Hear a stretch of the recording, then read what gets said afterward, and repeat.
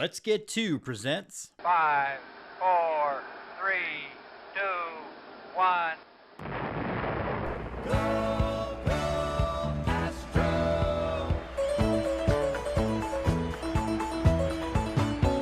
Here come the Astros, burning with desire. Here come the Astros, breathing orange fire. Here come the Astros, with winning on their mind. Here come the Astros, number one every time. Go, go, Astros. We want Houston! We want Houston! Alvarez hits a high drive, center field. Beerling's back! This game is turned upside down! And the pitch is lifted to right by Castellanos. Long run for Tucker over toward the line and foul territory. Makes the catch, and the Houston Astros do it again. 2022 World Series champions. And now, Go Astros. Astros baseball from three guys who've been there since Art Howe had hair. Here come the Astros, breathing orange fire. Here come the Astros. Welcome to Let's Get Two. Nope. What show is this? Damn it. Go Astros. I'm not doing too much. All right, starting over. Welcome to Go Astros. Today's April 24th. Your Astros are back from the depths of despair we were all sitting in as of 7 days ago. I'm here with James Christopher and Brian Arbor, and we're going to talk about the week that was and some other fun topics. Gentlemen, we just swept the Atlanta Braves in the battle of the last two World Series champions, which means absolutely nothing other than somebody was trying to promote it that way. Start with Brian. What were your takeaways from the week? It is one. This is a good baseball team with lots of good players, which last week sounded like a controversial take, but it's a piece of analysis I've had now for 6 years, and I'm glad that I get to continue to use it. I mean, what a difference a week makes. The Astros did go 5-1 in their 6 games against two very, very good teams on the road. Well, the Braves on the road, the Astros at home, but still, encouraging signs, I think, from a lot of different players, including a few that we were picking on as late as last Monday. Jim, where are you on what you saw this week? Well, I mean, I think, the danger of small samples is to get a little overly excited about one thing and then, getting overly down about something else. I will say, to Brian's point, that they're playing this is the team we thought they were. There's a couple of signs that I do like. If you will remember back to 2022, this was a team that was allergic to sweeping people. So that was at least nice to see. They've only lost one time since our last recording, which I guess means absolutely nothing. But if you're looking for signs that are actual positivity outside of just winning games, the bullpen seems to be the bullpen that we were used to coming out of the playoffs last year. Maton is a serial killer again, and I don't know. We talked a lot last year about how this team was the kind of team that when they got down in the later innings, that was pretty much the game. And they definitely against Atlanta showed that they do have a little bit of grit and a little bit of fight. So again, still April. We still have a month until we actually care about anything results wise, but better to feel better this way than it was at other points. Well, and there's no part of me that's comfortable with trailing the Texas Rangers or the Arlington Rangers by 2.5 games at any point in the year. But if you have to do it, April's the time to do that. And they got to play, co-rec softball team in Oakland, because that's Oakland. Hold on. You're being unfair to the co-rec softball team in Kansas City. They also got to play. We'll all get to play the same teams eventually, but I don't know that Major League Baseball has seen a team as bad as Oakland looks like they're going to be this year in quite a while. And that's saying something, because Major League Baseball's had some bad teams recently. Yeah.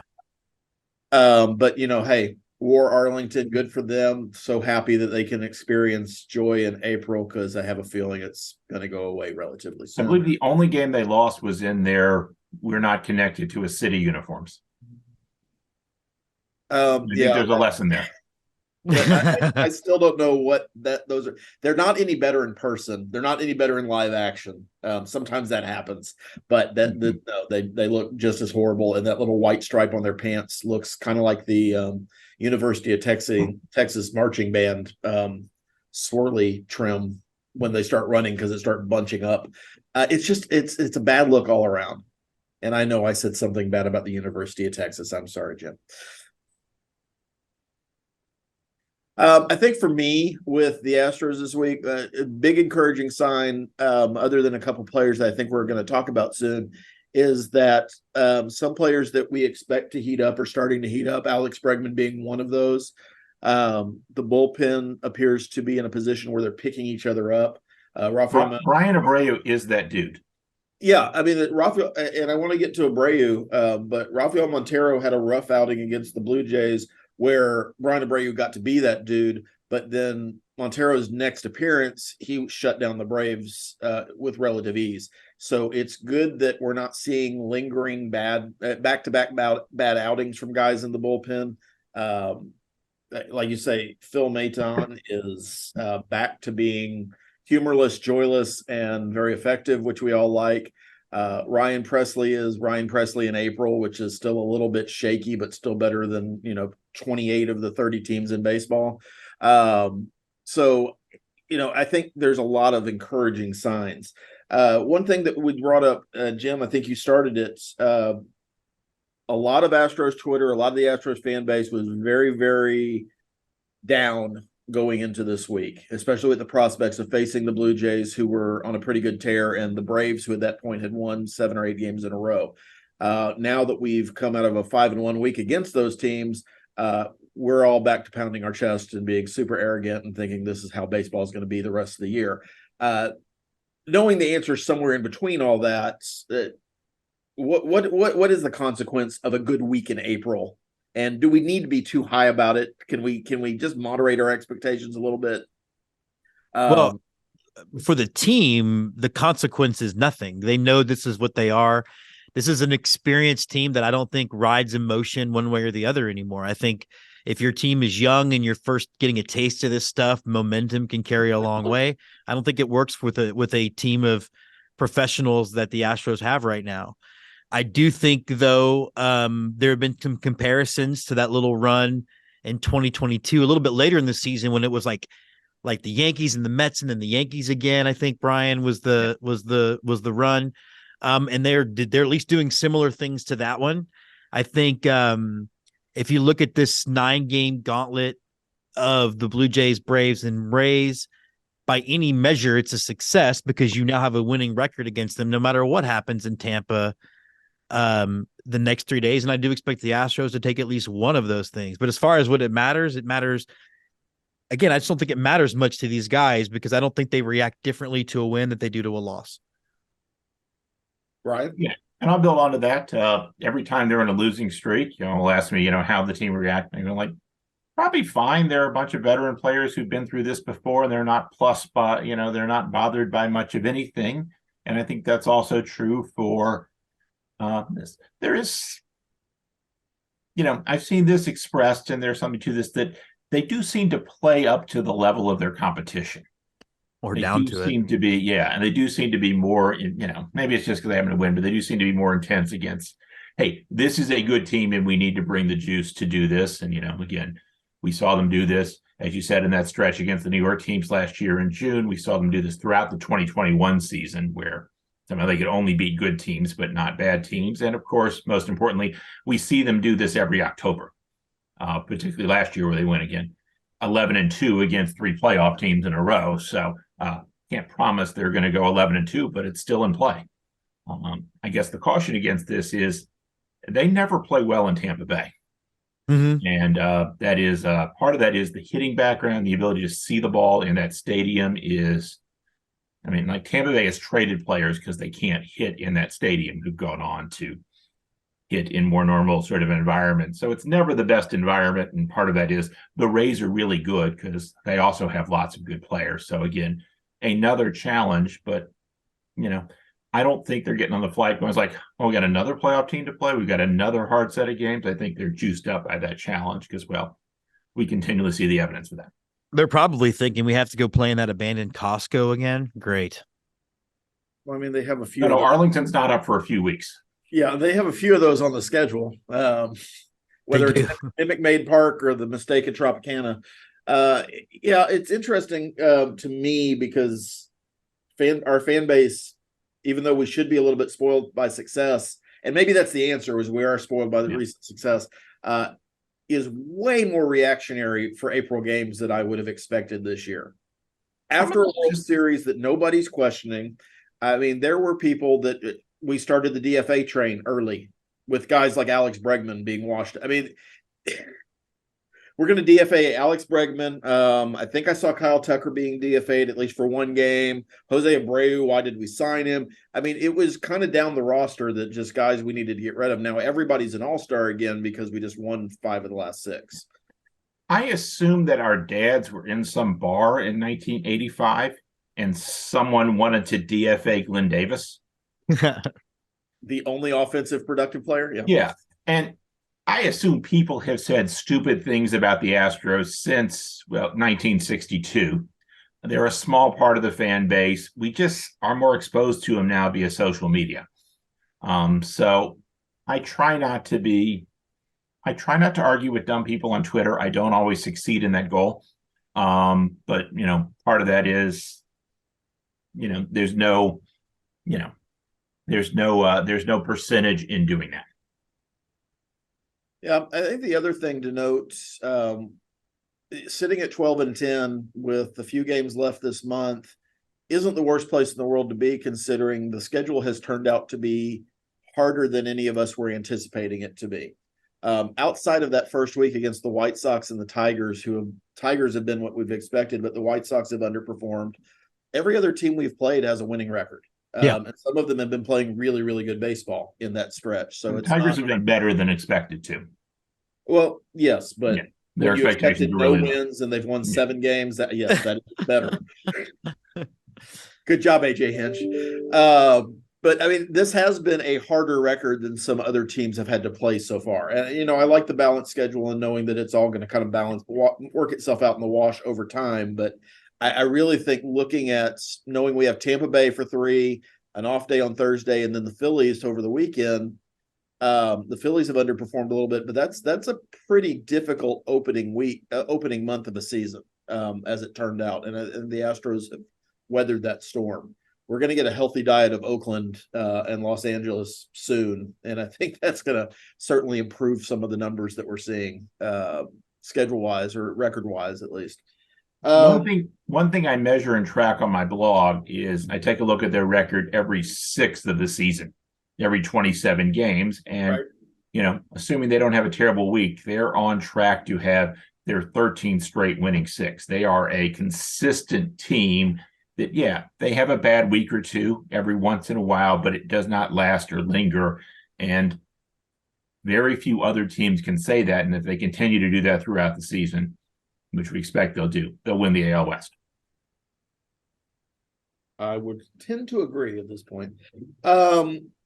So last week, we decided that we wanted to pick on some players. And I don't think we decided, but it ended up being that way. Players that we needed to perform or they needed to go. We weren't suggesting DFAing anybody, but some people who might need to go to Sugarland to work some things out.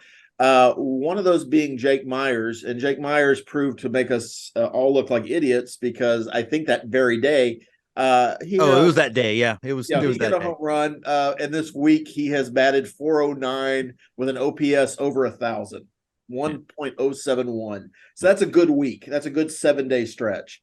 The Athletic, by the way, credited that to a change in his batting stance. Yes, and that's ridiculous. It's because we criticized him.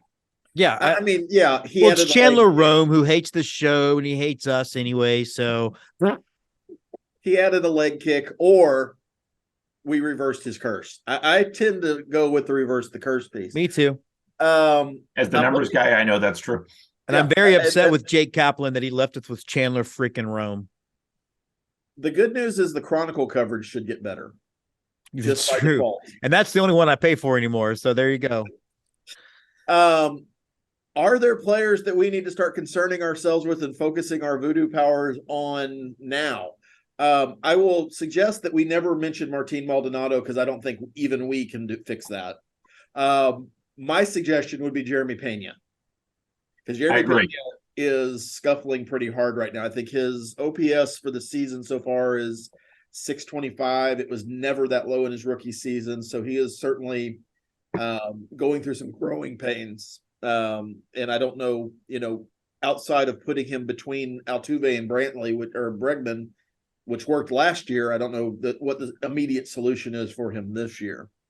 Any other players? My first immediate solution for him is to go back to playing defense like he did last year. His defense, that should be his calling card. We didn't expect all the home runs we got last year, but we did expect high quality defense. He hasn't played that this year. His defensive advanced metrics are down. He's not getting as many balls. So, I want him to strike out less and hit for some more power, particularly against fastballs. But what I really want, but the thing that I think is the minimal standard for Jeremy Pena, is to play high-quality defense. He hasn't done that yet. Early in the season, plenty of time to fix that. Do that today. And I think a sophomore slump is real. I mean, I think it's there's a lot of things like that, and I still think that we've seen him get a hold of a couple, so we know it's still there. He did this last year too. I know it was not as low as it's been this year, but there were lots of ebb and flow in his season last year, and I expect that to be the same. Yeah, he had part of why he never got this low in his OPS is that he had a really hot April. Yeah, capped off by, on this day 1 year ago, hitting a walk-off home run against the Blue Jays. Best birthday present I got. And so he started hot in April. He had a real down period in July and August. I remember writing about that. And part of that is it's the ups and downs of the season, particularly as someone who doesn't control the strike zone that well. He's more subject to slumps than guys who can, even when they're, with Bregman, even when he is not getting a lot of singles, he's getting a lot of walks and is able to contribute that way. Yeah. Yeah, I think that's the thing that with Pena is that if the league didn't know by the end of last year, they know now. Throw him sliders outside, he's going to swing at them. A lot like many of us have been frustrated with Jose Altuve for his inability to lay off those pitches, or Craig Biggio before that. And we're talking about a Hall of Fame guy and a potential Hall of Fame guy. So not suggesting Jeremy Pena is necessarily a Hall of Fame player, but he can get better at other things and learn to get a little bit more selective at the plate. And I do think there's some truth, Brian, to carrying your poor offensive performance on the field with you. So it gets too much in your head and you're not doing what brought you to the major leagues in the first place. He's also in a different psychological place because he had this ridiculously successful October that turned into something of a small level of a celebrity from just an anonymous guy in the minors. Yeah. So, he does Taqueria Aranda's commercials in Houston. Yeah. Yeah. I mean, he definitely has I don't believe that he eats there, but I do enjoy the commercials. I definitely feel like he's got all of a sudden he became an overnight legend, and that probably does weigh on you a little bit. It's just a different place. And some of that is, it's probably just a slumping April where he had a slumping August last year. Yeah. I think that's another way that the Altuve injury has hurt us, because normally you'd be able to give Jeremy Pena a day off to get his head together. He hasn't gotten any days off because Mauricio Dubon would be his backup and he's playing second. David Hensley not performing the way he was expected to has kind of hurt that as well. But you've got to be able to give Jeremy Pena a day off. And right now, your best option to do that is starting at second and having a pretty good season so far. So, we need Altuve back for a number of reasons. And the good news is his cast came off this week. So he's now just walking around with Band-Aids. I think Hello Kitty was what I saw. I might be making that up, but I feel like Hello Kitty would be something he would do for his daughter. First of all, that's probably the Band-Aids they have in his house for his daughter. And I'm aware of how that works. Yeah. And any parent who has not worn a Hello Kitty or a Snoopy Band-Aid is lying to you. We had Buzz Lightyear, so I was at least able to pull that off. All right, so that brings us to a new feature this week. We've decided to go with one of the oldest tropes in any kind of talk show format and do a player of the week. So I think we're going to put a different spin on it. We watched the Astros games from different perspectives. That's one of the things that makes the show fantastic. But we all have different takes on who that player should be. We're going to start with Brian this morning for his first inaugural player of the week for the 22 season. The 23 season. I decided to figure out who the player of the week should be to be hashtag on brand as hashtag the numbers guy on the show. So I looked up a stat called win probability added, which you can find on Fangraphs, which I'm sure all our listeners are on a regular basis as much as I am. A guy had the most win probability added for the Astros this week was, unsurprisingly, Yordan Alvarez, who had really, I think, the biggest base hit in yesterday's game with the 2-run single with the bases loaded. They walked Bregman before Alvarez. It's, speak of Bregman's plate discipline and why that's valuable. It brings you up Alvarez in a place where you can't walk him. He had the big home run on Friday night. Had some nice games against the Blue Jays. Yordan Alvarez, my player of the week. And in a world where batting average doesn't matter to this point, Alvarez hit 174 last week. So he by all measures, outside of the one Brian brought up, he didn't have the best week. But he still managed to win 2 games for the Astros with just sheer force of will and bad pitches that he destroyed. Couple of which really got me standing on top of my couch a couple times. And if he's in AJ Minter's head, if they happen to see him in October, that's not a bad thing. AJ Minter is a Texas A&M graduate. Was happy to see him have some success in the major leagues. Was happy to watch him tuck his tail between his legs this weekend. Jim, let's go with you. Well, I'm going to go with Brian Abreu. I think he has become, in many ways, the most reliable guy in the bullpen. He saw appearances when normally would have been Presley. I don't know if there's been I don't know if Presley has something going on. We don't know. But I think anytime you can inherit the bases loaded, you got to think the best possible the best possible scenario, the best possible realistic scenario is that at least a run scores. Yep. To come in and give up absolutely nothing and then get to be able to see the team get the win. That was nails. That was as stressful. And it was the Blue Jays' 3 best hitters. Yeah, I mean, exactly. It was not anybody. Yeah. It was no slouch at the plate. And I think it's going to bear well for this team. I think it's fun to see what Abreu has done from not unlike Fromber, right? Like we all saw Fromber be that hit or miss guy for a lot of years and then become this dude. And we saw the same thing with Abreu. Remember, he was the phenom in 2018. He was going to be the surprise out of the bullpen. To see him do this now, it's pretty awesome. And it's also a good indication that, to Andy's point earlier in the show, Montero's next outing, he was amazing. So the concept of if these guys keep picking each other up, I think you're going to see just a really dynamic bullpen the rest of the way through. But for me, Brian Abreu is my player of the week for this week. Go ahead, I'd like Brian. to add in the note, too, that Abreu has apparently taken over the role as the backup closer, as the second. Dusty now sees him as the second best reliever in the bullpen, which I think is the correct decision. Dusty has a long record of doing very well with his bullpens for as much as he's getting grief for that. And that's, I think, a meaningful decision and shows you again how much Brian Abreu has improved over the last now 13 months to be essentially the second closer. And I think there's a couple of things to go along with that. Ryan Presley is still a very, very good pitcher and still the person I want closing most of our games. The reality is he is aging like we all are. And at some point, the Astros are going to have to make a decision on what you do in that closer role, if indeed you want a true closer. And if you need an heir apparent, you train him on the job. And I think it's great that Brian Abreu is getting that opportunity because if Presley goes down, he's your guy. And the more you get him exposure to those situations, the better off he's going to be. The other thing I love about the Astros bullpen, even including Ryan Stanek, who is objectively now the 6th best reliever in our bullpen, Stanek, Montero, Neris, Presley, Abreu all have closing experience. Yeah. So and would be and many of those guys would be closers on other teams now if they were on. That's why they had to pay Montero so much to be their setup man. Yeah, but you also have this idea that in a playoff game, you don't know who's going to be available because there's a number of reasons you might have limited availability.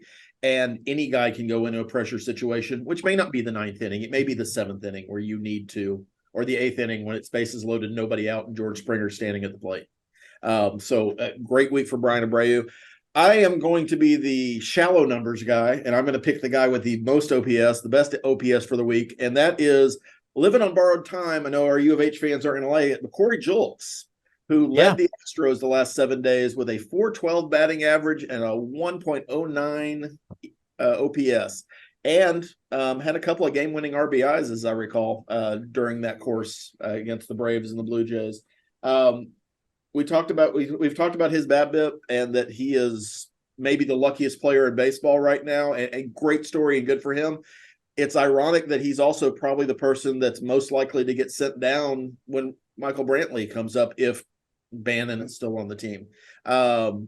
There's some moving parts there, but I don't know that Corey Julks has a long-term future with the Astros, but I will ride a hot hand, and I appreciate Dusty for riding that hot hand. And let's be honest, Dusty and or Dana Brown, some combination of those two, saw something in Corey Julks that nobody else saw.